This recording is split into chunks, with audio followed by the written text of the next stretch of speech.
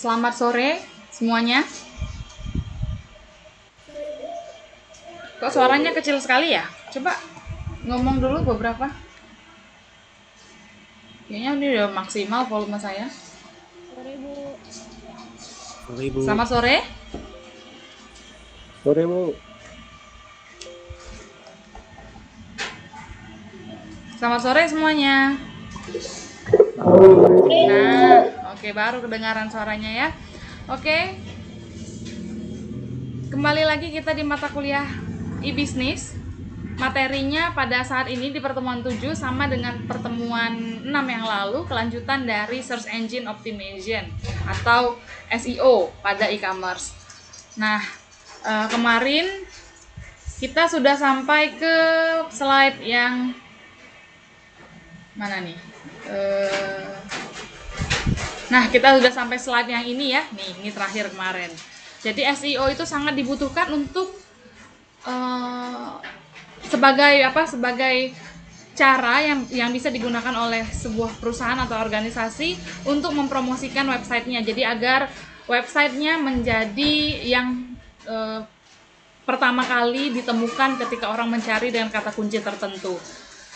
Nah, kemudian kita lanjutkan ke pertemuan hari ini, yaitu panduan untuk menggunakan dan menerapkan SEO. Nah, ini ada report dari persentase klik, ya, persentase klik dari hasil pencarian. Dari gambar ini diketahui bahwa orang itu menghabiskan di atas ini kan pencarian ya. Jadi ini sebuah hasil halaman pencarian. Ya, jadi ini adalah hasil halaman pencarian Google. Di sini diketikkan sebuah kata kunci, kemudian didapatkanlah hasil yang diwarnai berbeda ini. Ada yang merah, oranye, kuning, hijau, biru muda, dan seterusnya. Nah, yang berwarna merah yang letaknya paling atas itu adalah yang paling sering dicari orang. Persentase klik dari halaman dari yang posisi yang di atas ini ada 56,36%. Ya, 56,36%, sedangkan time span yang digunakan oleh orang untuk halaman yang paling atas yaitu 28,43. Oke, di sini hujan di rumah saya. Kedengaran nggak sih dari sana berisiknya? Kedengaran ya? Kenapa? Oh, kedengaran ritik-ritik. Ini ribut sekali di sini, jadi saya kayaknya teriak-teriak. Saya bingung, soalnya baru mau hujan, kemudian anginnya lumayan kencang. Jadi saya di sini kayaknya teriak-teriak. Ya, mudah-mudahan di sana tidak terganggu ya. Dan sebenarnya ini saya merekam, mudah-mudahan nanti hasil rekamannya bagus ya. Jadi tidak mengganggu kuliah kita. Waduh, ribut banget ini. Oke, kita lanjutkan. Jadi tadi saya katakan bahwa orang mencari sesuatu menggunakan kata kunci, posisi yang paling sering diklik orang adalah yang paling atas. Kita lihat angkanya semakin lama semakin turun. Yang merah ini diklik sebanyak 56,36. Yang oranye langsung turun drastis, yaitu 13,45. Yang kuning 9,82, yang hijau 4%, sampai ke yang paling bawah ini, abu-abu tua ini, hanya 2,55% diklik orang. Artinya, semakin sebuah halaman website berada di bawah halaman hasil pencarian, maka orang akan semakin sungkan untuk mengekliknya, untuk membukanya, begitu ya. Nah, jadi tujuannya SEO adalah memastikan agar halaman website sebuah perusahaan berada pada posisi yang paling atas, sehingga akan sering diklik oleh orang ya. Jadi akan diklik oleh orang yang mencari dengan kata kunci tersebut. Nah, kemudian Nah, lanjut ini ya, presentase orang yang memilih situs dari hasil pencarian akan lebih besar untuk daftar yang berada paling atas. Sehingga semakin atas posisi sebuah situs, maka semakin besar kemungkinan situs tersebut dikunjungi. Jadi, semakin terkenal sebuah website, sebuah situs, maka akan semakin sering orang mengekliknya. Maka, semua pemilik website, baik itu organisasi, ataupun perusahaan, ataupun perorangan, berlomba-lomba mengatur, menerapkan SEO agar posisi website mereka berada di posisi yang paling atas. Nah, ada istilah yang dinamai dengan SERP atau Search Engine Results Page atau halaman hasil pencarian, ya, halaman hasil mesin pencari. Nah, ini adalah halaman hasil pencarian yang berisi daftar situs yang berhubungan dengan kata kunci yang diinputkan dan disusun urut berdasarkan relevansi dari kata kunci yang kita masukkan dengan apa yang ada di website. Ya, jadi yang muncul adalah yang paling sesuai. Di contoh slide ini, saya menuliskan kata kampus inovasi. Ya, minggu lalu sudah kita bahas. Ketika saya menginputkan kampus inovasi, maka hasilnya atau SERP-nya adalah yang pertama posisinya MDP, www.mdp.id, karena ada teks kampus inovasi. Jadi pada website kita, website MDP, terdapat hashtag kampus strip inovasi. Kemudian pencarian yang kedua juga masih masih mdp.ac.id tapi bukan hashtagnya. Kemudian yang ketiga adalah berita tentang inovasi di kampus kita, berita dari kolom Tempo. Nah, itu bukan kampus MDP. Nah, itulah search engine results page atau halaman hasil dari mesin pencari. Ketika Anda mengetikkan misalnya empek-empek Palembang, nah, apa yang paling terkenal? Nah, kita coba aja ya. Kita coba kan.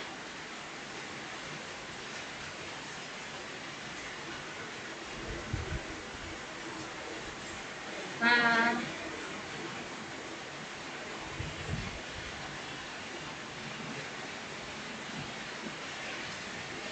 kita tes. Saya cari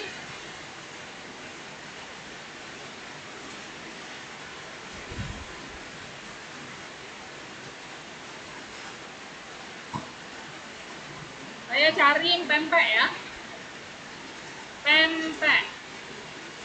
Nah, maka ternyata yang paling muncul pertama adalah pempek khas Palembang, Kabupaten Lampung Tengah. Aneh ya, lebih terkenal di Google pempek khas Palembang yang berada di Kabupaten Lampung Tengah, Lampung. Aneh sekali. Mengapa bisa aneh? Harusnya kan Palembang yang lebih terkenal dengan pempek. Mengapa ini yang muncul adalah Lampung? Ini dikarenakan si pempek khas Palembang yang berada di Lampung ini paling terkenal, paling diingat oleh si Google pada saat ini. Nanti bisa berubah datanya. Oke? Atau bisa jadi karena data device saya ini yang sekarang terdaftar berada di Lampung. Ya, kayaknya begitu deh.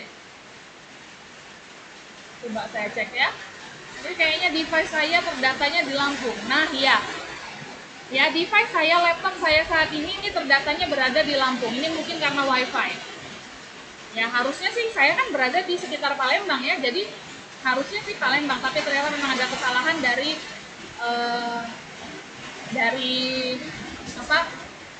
GPS-nya laptop saya ini. Nih, lokasi saya memang berada di Lampung dibilangnya, padahal tidak ya.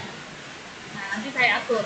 Nah, kemudian kalau saya cari, misal kata kuncinya adalah sepatu, maka oh iya, memang beneran saya di Lampung ini. Kita lihat yang di bawah aja. Nah, ketika saya cari sepatu, ternyata posisi yang atas, bukan Maps ya, ini Maps. Posisi yang atas adalah Shopee. Oke? Di bawahnya juga masih sama, Shopee juga. Di bawahnya Zalora. Nah, mengapa seperti itu? Berarti dua marketplace itu sangat getol untuk mengatur pencarian dengan kata kunci sepatu agar mengarah kepada website dia. Atau kita cari misalnya sepatu wanita. Tetap ya, marketplace yang ini di awal. Ya, kalau kita cari kampus inovasi, maka search-nya masih belum berubah. Ya, masih belum berubah yang kemarin yang ada di slide kita tadi, yaitu www.mdp.ac.id dengan teks kampus strip inovasi, kemudian website mdp.ac.id, kemudian ada di bawahnya berita. Beritanya sudah berubah. Kalau yang tadi di slide yang saya capture sekitar 3 minggu yang lalu, websitenya dari Tempo ya tadi kalau tidak salah, ini dari www.unika.ac.id. Nah, begitulah search atau search engine result page berubah-ubah sesuai dengan waktu. Ya, jadi sekarang dengan kemarin bisa saja hasilnya berbeda. Dan itu sangat berpengaruh dengan apa yang diinputkan orang pada websitenya masing-masing, apa yang dibicarakan orang dan apa yang sedang viral. Nah, itu semuanya berhubungan dengan itu ya. Jadi semakin sering dibicarakan di internet, maka akan semakin sering data tersebut muncul, paling atas dia muncul maksud saya. Jadi kalau dia jarang dibicarakan, maka dia nggak akan muncul. Oke, nah, misalnya kita cari yang ini deh, yang mungkin jarang dicari orang. Misalnya kita cari gula merah. Nah, gambar ya yang muncul. Tapi kita lihat di bawah kira-kira ada website nggak yang muncul. Nah, ya, ternyata ini kan jarang kan dicari orang hashtag ini, kata kunci ini saya yakin jarang dicari. Ternyata hasil pertama itu adalah berita dari jogja.tribunnews.com. Ada berita dia. Kemudian di bawahnya ada kompas.com, di bawahnya ada Merdeka, di bawahnya ada yang lain. Nah, itulah search engine results page. Nah, ternyata gula merah mendapatkan 69.800.000 hasil dalam waktu 0,53 detik. Itulah search engine result page ya. Sampai di sini bisa dipahami?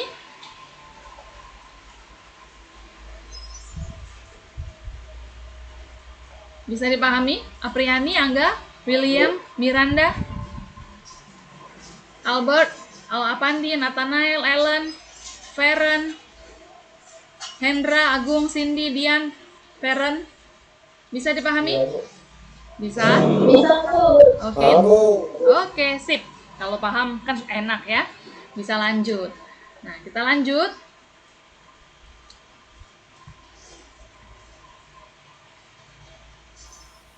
Nah, kita lanjutkan. Nah, ini ada yang dikenal dengan F-shape pattern, ya. F-shape pattern atau pola yang berbentuk huruf F. Kalau tadi kan, nih, semakin atas sebuah situs, semakin sering diklik orang. Kalau ini, ada penelitian yang berbeda, dikatakan bahwa orang itu nggak selama-lamanya ngeklik yang paling atas, walaupun memang dari F-shape pattern ini juga kelihatan yang atas yang diklik orang paling banyak, tetapi ternyata yang bawah juga mungkin diklik orang, tetapi membentuk huruf F. Ya, membentuk huruf F, artinya yang bawah ini masih dilihat orang nih, tapi sangat sedikit dilihat orang, dan ini semua membentuk huruf F kalau diperhatikan. Tuh. Mata orang akan melihat yang seperti ini polanya. Ya, jadi posisikanlah website Anda, website perusahaan Anda berada pada posisi yang paling atas pada sebuah SERP ya, SERP atau hasil pencarian. Ya, jadi semakin di bawah situs Anda itu orang nggak akan mau ngeklik, orang malas ngekliknya. Karena apa? Karena pola manusia memang seperti itu. Maunya mencari segala sesuatu itu di depan matanya. Karena mata kita itu pas kalau di laptop ataupun di HP itu posisi mata kita pasti di bagian atas, kita malas untuk ke bawah. Apalagi kalau sampai scroll. Kita contohin. Nah, kita contohkan. Yang ini tadi kan kita mencari data. Misalnya saya cari. Misalnya saya cari konsep AHP atau konsep SAW yang lagi ngetren deskripsinya mahasiswa MDP. Tuh. Kan kamu pasti lihat yang paling atas ini ya. Yang paling sering kamu lihat adalah yang atas. Yang bawah ini males Anda lihat. Apalagi kalau Anda sampai klik tombol berikutnya. Klik tombol berikutnya itu jarang sekali.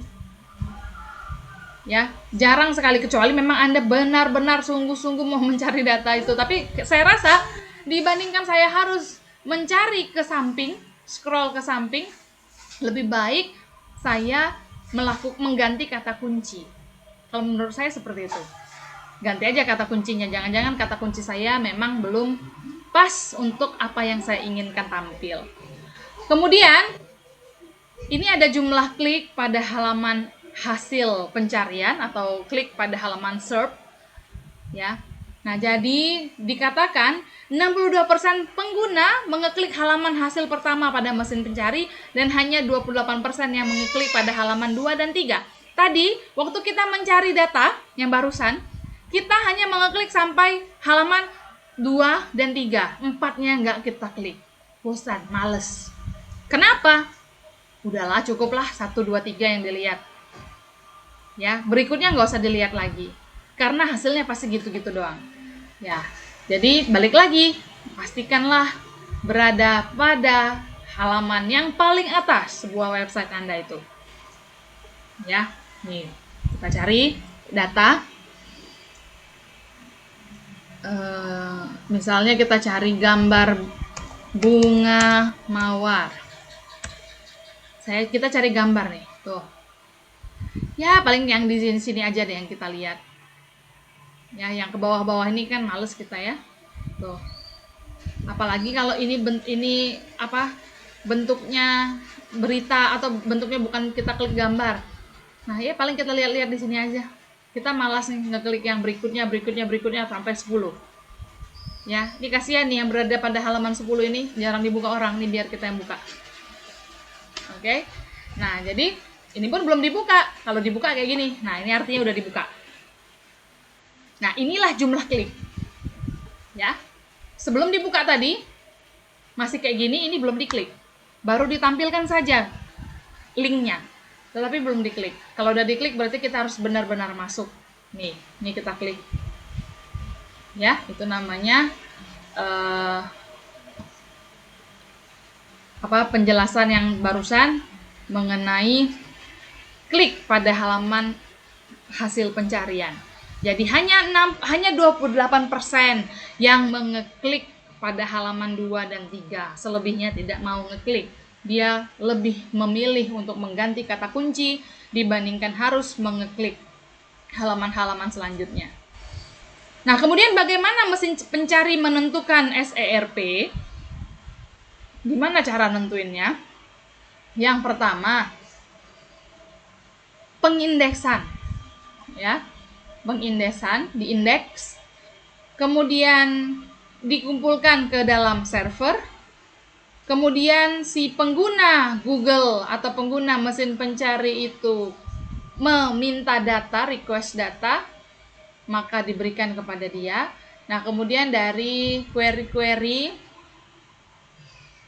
tampillah ke Google Web Server dan itu nanti akan kembali diindeks dan dicari lagi oleh orang dan tampil lagi ke layarnya. Oke. Nah, ini ada top position in Google Search Result. Jadi ada posisi atas pada mesin pencari Google. Jadi Google, ini khusus Google ya, tapi tidak tahu mesin pencari yang lain mungkin sama, mungkin tidak. Jadi si Google ini memposisikan sebuah halaman pada posisi yang paling atas dari apa? Dari page rank-nya. dari peringkat halamannya. Jadi semakin tinggi, semakin terkenal, akan semakin berada di posisi paling atas. Kemudian in links, ya di linknya. Kalau linknya itu mengandung kata yang sesuai dengan pencarian orang, maka itu yang paling diposisikan di posisi paling atas. Kemudian frequency of keywords yang ada pada isi atau konten dari website. Berapa banyak di pengulangan dari keyword-keyword itu. Kalau sebuah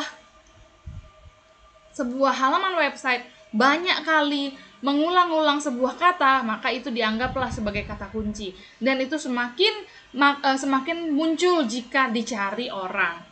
Jadi kalau sebuah halaman itu membicarakan kata, misalnya gunting terus yang dibicarakan. Ya, jadi ada misalnya anggap saja sebuah website membicarakan tentang gunting. Maka dia akan berada pada posisi yang atas. Sebuah website yang nggak pernah ada kata gunting di dalamnya tidak mungkin muncul. Kalau ada 10 buah website, satu website membahas satu buah artikel tentang gunting, sedangkan satu website yang lain membahas 100 kali tentang gunting, maka yang muncul adalah yang 100 di posisi yang paling atas. Oke. Kemudian lokasi dari keyword, ada yang meletakkan pada judul, ada yang meletakkan pada konten. Itu akan mempengaruhi di mana letaknya terkenalnya si sebuah situs. Kemudian stabilitas, konsistensi, dan situs-situs terdahulunya. Oke. Nah, yang mempengaruhi SERP, faktor-faktornya adalah yang pertama domain situs. Semakin tua sebuah situs, umur ya, maka semakin dia terkenal bagi Google. Dia udah lama nih situsnya, maka dia semakin di-keep oleh Google sebagai posisi yang paling atas. Bukan Google aja sih saya rasa ya.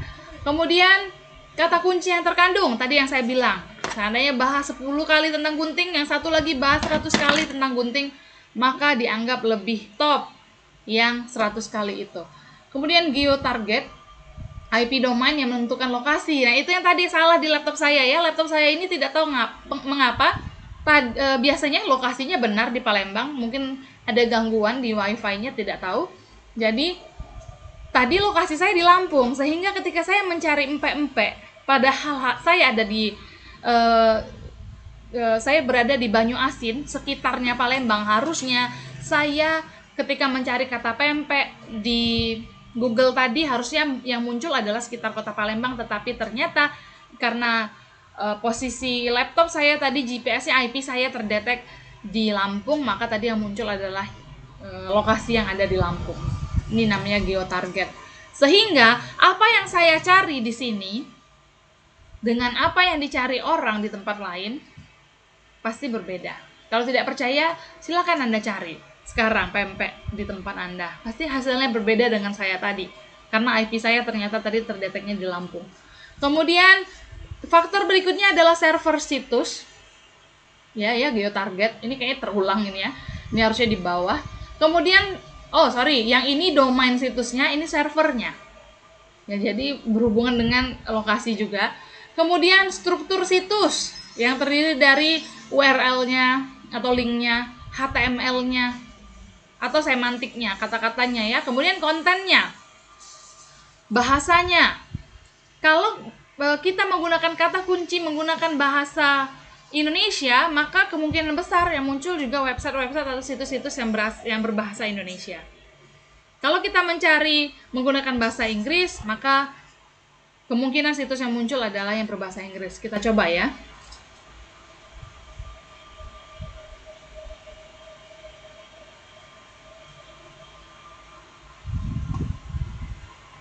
Nah, coba kita mencari menggunakan bahasa Indonesia.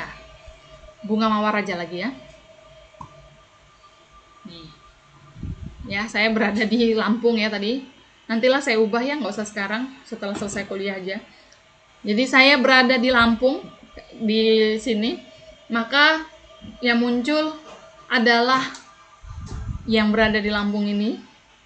Kemudian berita-beritanya juga berbahasa Indonesia. Ini Wikipedia. Kemudian ini berita hotliputan6.com, Ini Tokopedia, ini Blibli, di bahasa Indonesia semua, kemudian daerahnya juga di Indonesia. Tapi kalau saya cari Rose, ya, tuh, wih, jadi Blackpink ya yang keluar ya, lebih terkenal Blackpink dibandingkan bunga mawar yang sebenarnya. Tuh. Tetapi setidaknya sudah berubah ini kita ya, padahal cuma beda bahasa saja, nih ya. Tuh. Nah ini Indonesia yang ini, karena ini Indonesia masih berhubungan dengan lokasi tadi. Nah jadi faktor lokasi sangat menentukan, ya faktor lokasi dari si pencari sangat menentukan hasil dari yang dicari. Oke. Nah kemudian keterkaitan isi dengan situs atau konteksnya. Unik juga keunikan website tersebut. Kemudian kata kunci bisa diletakkan pada judul, ya. Jadi judul akan mempengaruhi sebuah halaman web itu ketika dicari oleh orang. Kemudian kesesuaian dengan situs, kesesuaian dengan isi, bahkan bold, italic, heading juga sangat mempengaruhi sebuah hasil pencarian. Jadi kalau sebuah website itu ada yang di bold, maka itu dianggap sebagai yang utama atau key atau kunci. Oke, nah jadi kalau Anda mau coba-coba di rumah mengenai hasil pencarian, silakan analisis sendiri, boleh dicoba-coba dengan kata kunci tertentu, atau mungkin kalau Anda mau bandingin dengan teman, bandingkanlah kata kunci Anda yang sama digunakan oleh teman Anda juga dengan HP yang berbeda, dengan perangkat yang berbeda, mungkin nanti hasilnya berbeda karena lokasi Anda berbeda. Kemudian, tautan keluar atau outbound link. Outbound link itu adalah link yang tertaut pada website tertentu. Jadi misalnya, website A mengandung link ke website B. Website A mengandung link ke website C. Jadi ketika kita klik, maka dia pergi ke sana. Nah, itu juga menentukan faktor SRP-nya. Kemudian jumlah tautan pada setiap halaman, bahkan tautan 404. Semakin banyak jumlah 404 pada sebuah website atau halaman tidak diketemukan, maka dia posisinya akan mundur di bawah, akan turun. Kemudian tautan masuk atau inbound link, kesesuaiannya, kualitasnya, dan page rank-nya. Kemudian pengunjung, jumlah pengunjungnya banyak akan semakin terkenal. Website itu akan berada pada posisi paling atas. Kalau jumlah pengunjungnya dikit, tidak terkenal, kecuali Anda memiliki satu kata kunci yang unik. Kalau punya satu kata kunci yang unik, bagaimanapun sintaknya akan diketahui oleh Google, bagaimanapun kata kunci apapun isinya gitu ya. Jadi ini kita tes lagi. Saya iseng mencari nama saya sendiri di sini, Francisca. Saya bikin Francisca saja ya. Ini pasti ini sangat umum. Nama saya sendiri. Nah, lihat ya, tidak ada saya di sini kayaknya. Tuh. Oke, tuh Francisca yang lain. Karena ini terlalu umum. Dari 3.540.000 hasil, nggak ada saya di sini. Kalau saya cari gambar pun, tuh nggak ada saya di sini, satu pun tidak ada. Tuh. Tetapi ketika saya mencari nama saya lengkap, tuh, isinya saya semua. Walaupun saya nggak terkenal, saya tidak terkenal di Google, tetapi saya punya kata kunci yang spesifik. Sehingga ketika saya masukkan kata kunci spesifik pada Google ini, muncullah semuanya saya. Ini saya, Stemik MDP kan? Tuh. Ini gambarnya juga berisi saya. Tuh. Ini materi-materi saya. Nah, ini saya di website MDP. Yang ini. Oke, ini saya lagi ke SMA. Ini saya di YouTube. Ini saya di YouTube juga, nih. Oke. Nah, ini materi saya semua. Nah, begitulah kalau kita memiliki kata kunci yang spesifik. Jadi, sah-sah saja sebuah konten itu tidak terkenal, tapi dia masih bisa dicari orang dengan sangat detail, persis itu yang diminta, jika dia memiliki kata kunci yang spesifik. Tetapi sangat sulit kan?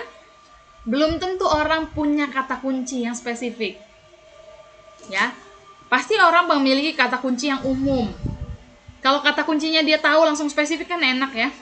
Tapi biasanya orang tuh taunya yang umum-umum saja. Ya, misalnya nih kita mencari informasi tentang servis motor Palembang, paling sekuat ini.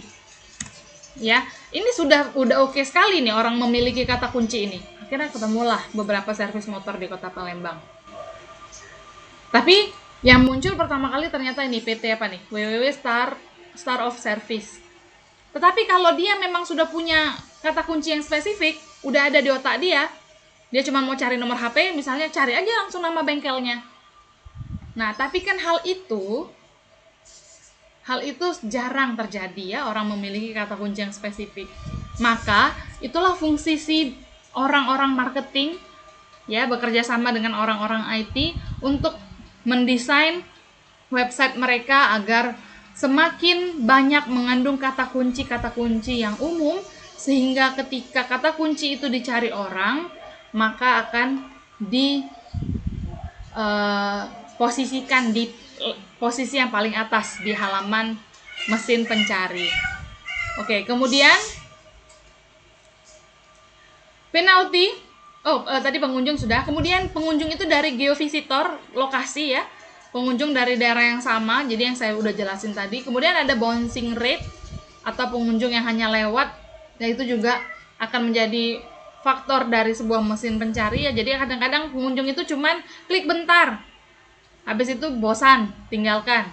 Klik bentar, nggak dapat yang dicari, tinggalkan. Nah itu juga akan membuat sebuah halaman tidak berada pada posisi yang paling atas, karena dianggap sebuah halaman tersebut tidak bisa memuaskan si pengunjung. Kemudian ada penalti atau manipulasi, membeli tautan, ada juga dilakukan kayak gini. Ada yang sengaja membeli banyak link, kemudian sehingga itu membuat terjadi penalti dari si mesin pencari, akhirnya dia nggak muncul gitu kan, karena ketahuan curang. Ya, kemudian itu sama seperti kayak kalau beli followers, ya, kalau beli followers Instagram itu kan dianggap robot yang bisa mengganggu Instagramnya, sehingga itu seringkali dipinalti oleh pihak Instagramnya. Nah, begitu juga dengan mesin pencari, kalau sebuah website tersebut membeli tautan yang berlebihan, itu dia posisinya nggak akan di atas. Kata kunci berlebihan juga membingungkan akhirnya. Harusnya tadi kalau memang kata kuncinya maunya satu website itu gunting ya gunting terus yang dibahas gitu kan. Atau alat tulis gitu kan. Tetapi kalau terlalu random juga akan membuat posisi website itu berada di bawah. Kemudian teks tersembunyi atau konten yang double atau plagiat juga akan memburuk citra website. Apalagi kalau plagiat. Jelas-jelas Anda copy dari Wikipedia, tetapi Anda tidak mengatakan sumbernya. Nah, itu bisa kena penalti dari mesin pencari, nggak akan dimunculin yang kamu. Begitu. Kemudian faktor situs, sitemapnya, robots.txt, dan frekuensi update isi website. Ya, kalau memang website itu dipakai, update, frekuensinya teratur, maka dia akan semakin naik posisinya.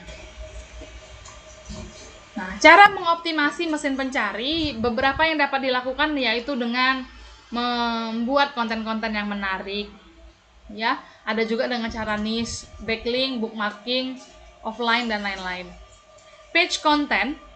Yang pertama, konsentrasilah pada isi konten. Jangan menulis segala sesuatu terlalu umum, tetapi konsentrasi kepada satu bidang supaya semakin semakin unik kata kunci dari website Anda itu, sehingga semakin mudah dicari orang. Kemudian tulislah dengan baik, karena jika penulisannya juga tidak benar, nanti akan memperburuk citranya website Anda. Kemudian kalau banyak kata-kata hujatan, kata-kata kotor, itu bisa di-ban oleh mesin pencari. Ya, karena bisa kita ketahui beberapa situs porno kan di blok oleh mesin pencari. Walaupun memang masih bisa dicari menggunakan VPN atau menggunakan cara-cara lain. Tetapi kalau menggunakan cara normal itu diblok oleh mesin pencari. Maka tulislah hal-hal yang baik, hal-hal yang positif, tidak mengandung ujaran kebencian dan lain-lain. Kemudian duplikat juga akan di posisinya akan di bawah. Jadi halaman yang dianggap asli adalah yang pertama kali muncul, yang lebih dulu muncul. Sama-sama membahas konten yang sama, kata-katanya sama semua, plagiat. Maka yang terakhir update itu adalah yang dianggap meniru, ya. Kemudian tulislah tema yang sedang tren untuk meningkatkan meningkatkan posisi halaman website. Jadi misalnya kalau sekarang lagi tren tentang tentang tanaman hias misalnya, maka kalau menulis tentang itu kemungkinan besar akan banyak orang yang melihat. Kemudian niche atau relung, berkonsentrasi pada satu tema yang khusus, bukan tema yang umum. Misalnya Anda memiliki halaman website untuk mereview handphone, ya, dibandingkan Anda membuat kata kunci tentang handphone, lebih baik Anda membuat tentang review handphone, bahkan bisa review handphone GSM atau review handphone merek X misalnya, biar lebih masuk, lebih unik, lebih relung, ya. Ini kan artinya relung, jadi masuk terus. Kemudian ini contohnya yang tadi, kalau saya mengetikkan kata handphone di Google 3 minggu yang lalu, tampil data 258 juta. Kalau saya mencari review handphone GSM, tampil 15.500.000. Kalau saya mengetikkan review handphone, tampil 37.100.000. Ini kesini dulu ya, ke kanan. Ini makin menurun. Kalau saya menuliskan review handphone merek Realme misalnya, nah munculnya 240.000 hasil.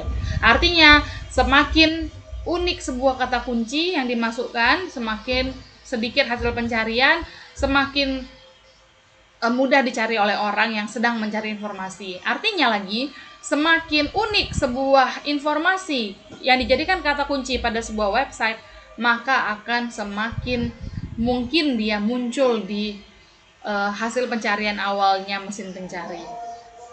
Nah, ini PageRank atau ranking halaman. Ini algoritma yang algoritma analisis yang digunakan oleh Google untuk memberi nilai pada setiap situs. Semakin tinggi nilai PageRank-nya, maka semakin bagus SERP-nya. Jadi kalau tinggi PageRank-nya, ini Google yang punya, ya. Ini PageRank-nya adalah analisisnya si Google dengan menganalisis tautan. Nah, mereka menggunakan ini untuk memposisikan sebuah halaman website. Oke. Kemudian ini cara mengoptimasi mesin pencari. Yang pertama, bookmarking, social networking, viral marketing. Jadi menggunakan cara-cara yang lebih mudah dilihat atau dilakukan orang. Misalnya melalui jejaring sosial. Membuat sesuatu yang viral di Facebook, di Instagram, di Twitter, di TikTok, di YouTube. Ya, jadi ini namanya bookmarking, social networking, atau viral marketing. Yang menggunakan konten-konten yang sedang viral untuk menaikkan posisi halaman website. Kemudian offline, mengenalkan situs melalui iklan di koran atau di televisi atau di iklan offline lainnya. Ya, jadi boleh seandainya kita lagi makan misalnya di rumah makan, kemudian ada plang namanya, merek situs tertentu, kita mungkin nanti akan tergugah untuk mencari tahu tentang website tersebut. Boleh kayak gitu. Atau ada cara lain, misalnya Anda kerjasama dengan pemilik rumah makan tersebut, kemudian menunya nanti di ada sponsor dari Anda, sehingga orang penasaran ini apa ya. Kemudian menjadi sponsor acara sehingga disebut oleh MC, boleh juga itu, supaya halaman website kita disebut-sebut orang, sehingga disounding terus, sehingga orang akan terngiang-ngiang dan akan membuka nantinya. Kemudian memasang logo di banner sebuah acara, atau mungkin membayar jasa influencer atau artis, ya, itu boleh juga. Nah, itu dengan cara orang-orang yang famous ini menyebutkan website kita, maka orang yang mendengarnya, terutama fansnya, akan tergugah untuk mencari informasi. Nah, kemudian ada yang dinamakan dengan black hat SEO. Ini adalah cara curang. Ya, ini cara yang tidak baik yang dilakukan dalam search engine optimization. Contohnya ini biasanya kena blacklist atau kena penalti seperti yang tadi dijelaskan. Ya, contohnya adalah membeli tautan, buy link, atau memalsukan domain. Pemalsuan domain ini biasanya diubah sedikit saja kata-katanya sehingga ketika orang salah klik, maka salah ketik, maka pergi ke halaman dia, atau mengambil isi situs orang lain, ini saya bilang tadi duplikat, dan menjadikannya sebagai isi dari situs sendiri. Dia copy paste atau penulisan ulang konten, atau copy script, plagiat, auto post atau autopilot. Nah, hal ini tidak baik dan bisa kena blacklist oleh mesin pencari. Kemudian membangun jaringan situs untuk membuat tautan satu arah atau link farm. Jadi buat situs, nanti situs itu mengeling ke situs situs tertentu, atau membuat spam konten, spam komen ya, spam komen, komentar sampah ya, sehingga nanti ya bisa di blacklist. Kalau di Instagram kan sering kayak gitu ya. Setiap ada postingan apa, nanti di bawahnya banyak spam. Ya, spamnya berisi misalnya pemutih, pelangsing, peninggi, pengurus gitu. Nah, itu spam. Nah, yang kayak gitu tuh biasanya nggak lama umurnya langsung di blacklist oleh Instagramnya, tapi muncul lagi ya yang lain. Nah, kemudian ada yang namanya Google AdWords. Ya, Google AdWords. Google AdWords ini adalah alat pemasaran online yang berupa platform iklan yang disediakan oleh Google. Ya, Google Advertising ini bisa memungkinkan untuk memasang target calon customer berdasarkan keyword, topik, waktu, dan lokasi, dan ada pilihan harganya. Oke, ya, jadi ini nanti ada kayak gini tulisannya iklan. Ya, kalau kita cobakan sekarang, misalnya kita cari sepatu wanita. Nah, maka yang iklan nggak ada ya, ini nggak iklan. Kalau iklan di sini ada tulisannya ADS atau AD. Kalau kita cari,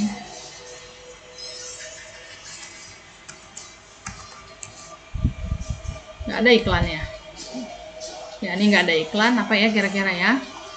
Misalnya HP. Kok nggak ada semua iklannya ya? Biasanya ada tulisannya iklan, di sini ada AD.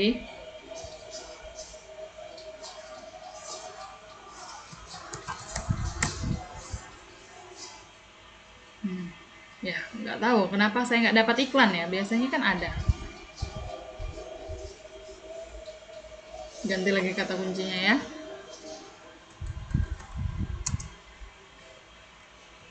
Coba. Nggak ada juga.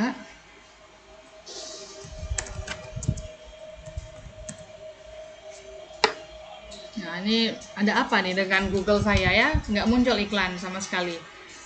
Tuh, biasanya kan ada keterangan. Saya yakin Anda juga pernah melihat. Seperti yang ini minggu lalu nih saya buka nih. Ada kayak gininya nih. Ada tulisan nih, iklan atau ADS, ads.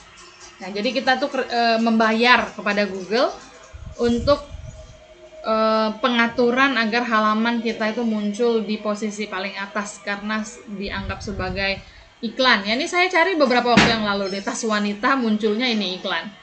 Ya, tapi kenapa tadi tidak ya? Coba lagi ya, penasaran.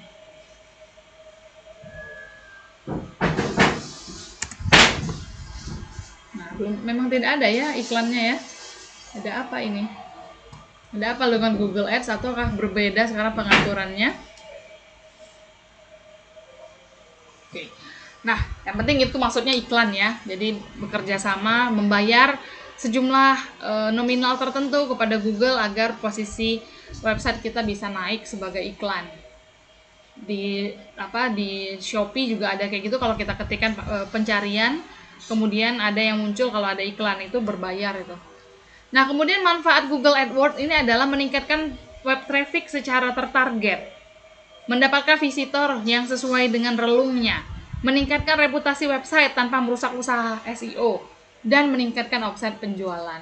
Cara kerjanya adalah yang pertama penelusuran melalui Google, kemudian list iklan, at least ya. Jadi ada misalnya iklan dari PT A, iklan dari PT B, iklan dari PT C.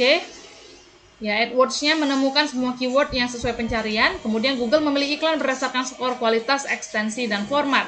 Seandainya iklan dari PT A dan PT C yang paling masuk akal sesuai dengan keywordnya, maka hasil yang paling atas adalah iklan dari PT A dan iklan dari PT B yang akan muncul.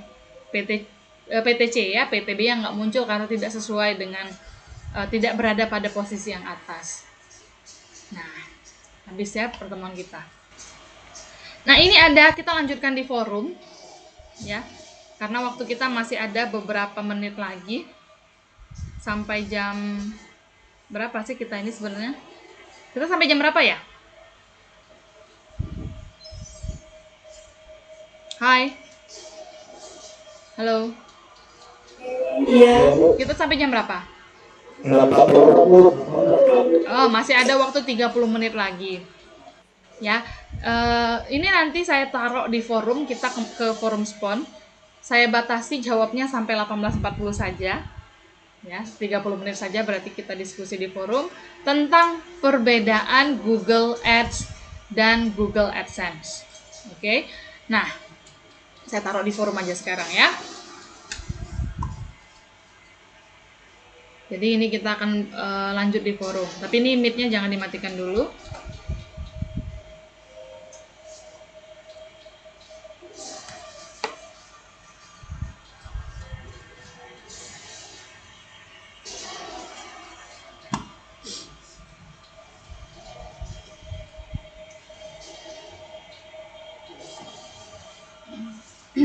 Saya bikin forumnya. Mana nih forumnya?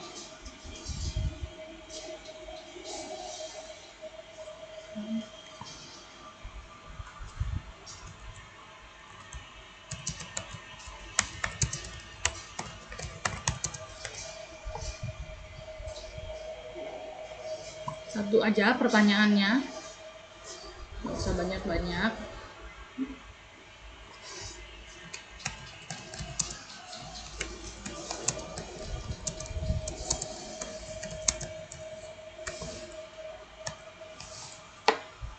Itu saja.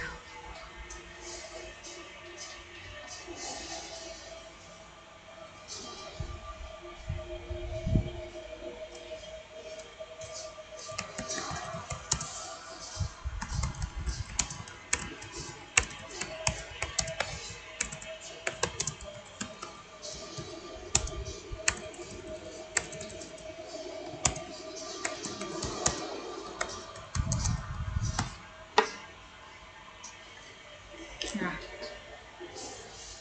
kita batasi hanya mulai saat ini. Mana nih ya?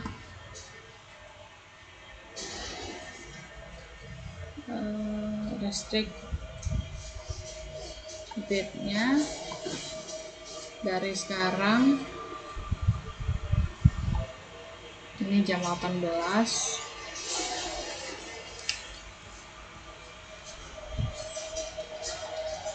Oh, sorry, ini salah ya.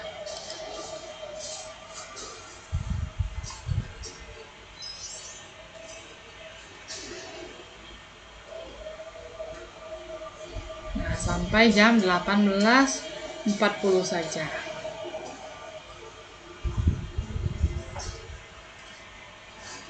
Tuh ya, restrict available until 27 Oktober jam 16.40. Jam 18.40. Oke, sampai di sini apakah ada pertanyaan? Kalau tidak ada, silakan lanjut ke forum. Saya minta aktifkan videonya dulu. Saya mau lihat. Ayo, biar saya screenshot dulu nih. Ini ada yang nggak muncul, ini saya in dulu, saya hilangin dulu yang saya ini.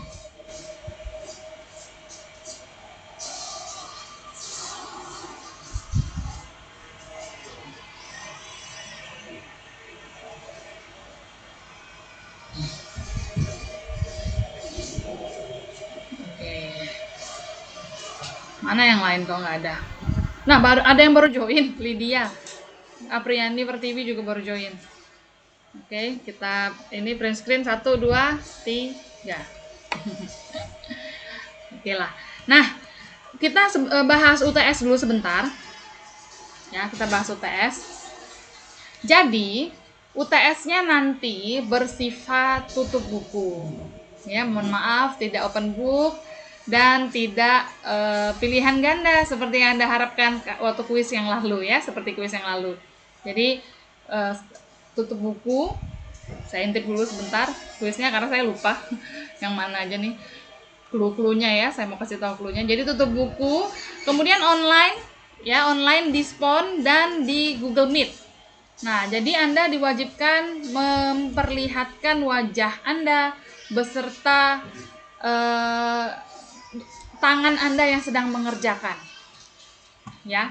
Jadi memperlihatkan wajah Anda dan ini Anda ya, dan tangannya yang sedang ngerjain kertas ujiannya gitulah ya.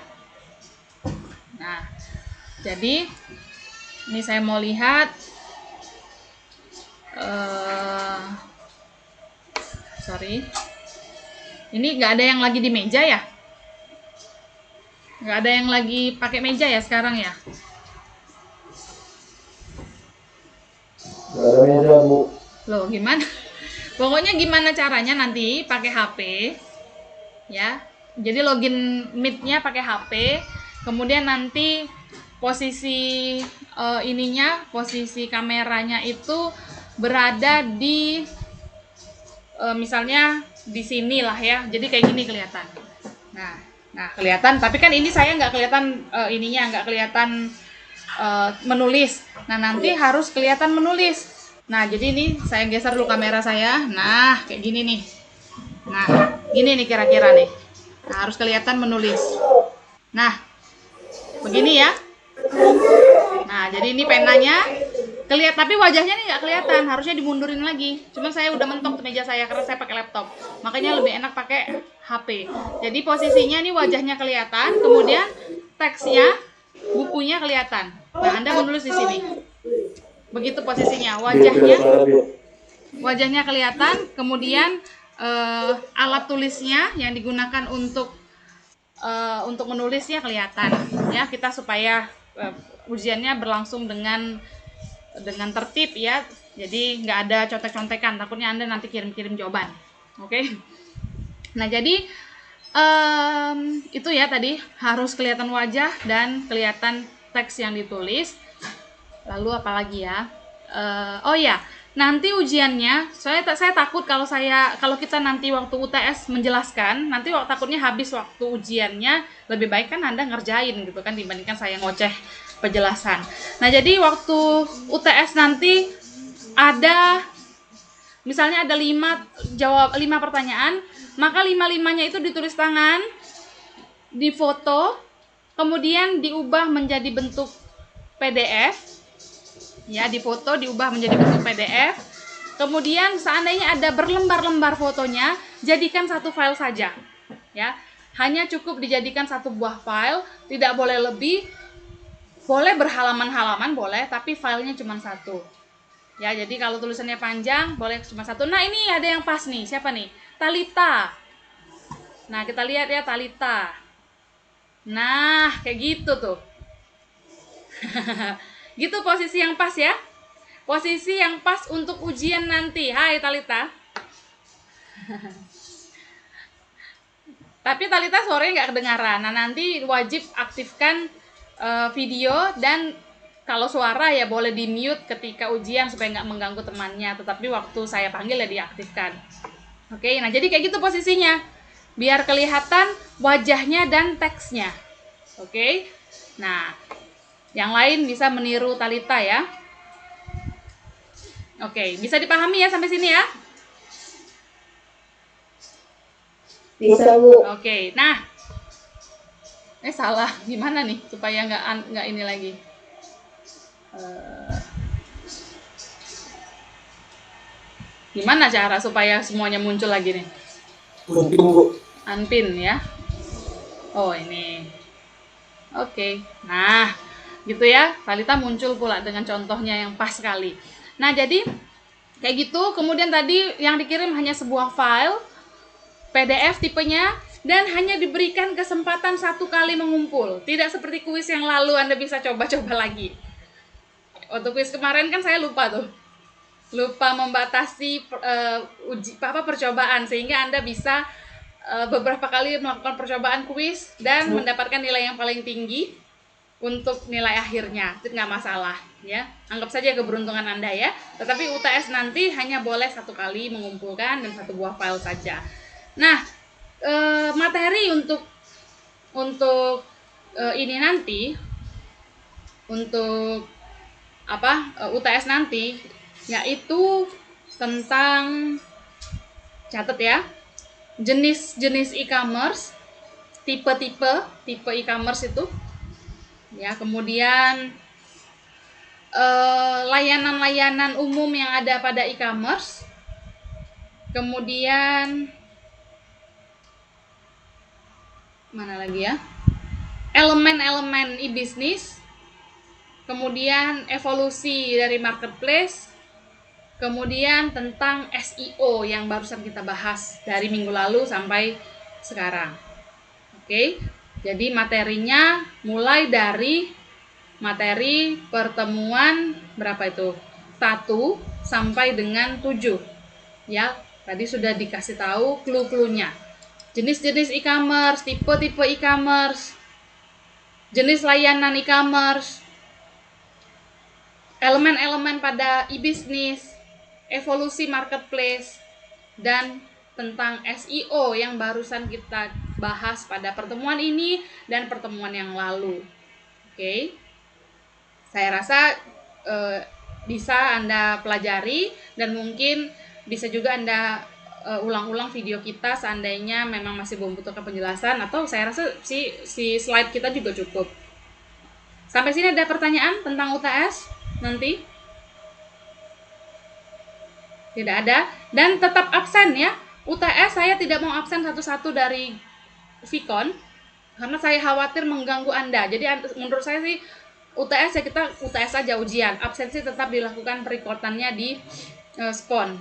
Nanti saya bikin tambahan pertemuannya di spot UTS. Oke? Kalau tidak ada pertanyaan, kita sudahi dulu kuliahnya. Sampai ketemu di forum yang sudah saya upload tadi. Silakan dijawab. Selamat malam. Malam, Bu. Kasih, Bu. Sama-sama. Ibu. Ya. Malam, Bu. Ya. Kasih, Bu. Sama-sama.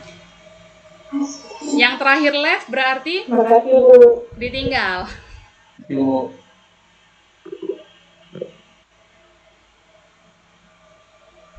Oke, yang terakhir adalah Talita dan Kasih, Heriatin. Bu. Nah, mana nih Talita nih?